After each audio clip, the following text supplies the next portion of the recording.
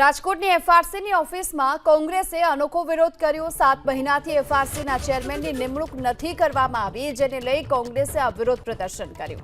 એફઆરસીની ઓફિસમાં કોંગ્રેસે શ્રદ્ધાંજલિ કાર્યક્રમ યોજી અનોખો વિરોધ કર્યો। ફી રેગ્યુલેશન કમિટી માત્ર નામ પૂરતી હોવાનો કોંગ્રેસે આરોપ લગાવ્યો છે। એફઆરસી કમિટી ખાતે આજે કોંગ્રેસના જે અગ્રણીઓ છે તેમના દ્વારા અનોખો વિરોધ કરવામાં આવી રહ્યો છે। જોઈ શકાય છે કે અહીંયા બેસણું રાખવામાં આવ્યું છે, શ્રદ્ધાંજલિ કાર્યક્રમનું આયોજન કરવામાં આવ્યું છે। વિધિવત રીતે કોંગ્રેસ દ્વારા બેસણું કરવામાં આવ્યું છે ને અહીંયા રૂપિયાના ઢગલા પણ કરવામાં આવ્યા છે। આપણી સાથે રોહિતભાઈ છે, આપણે એમની સાથે।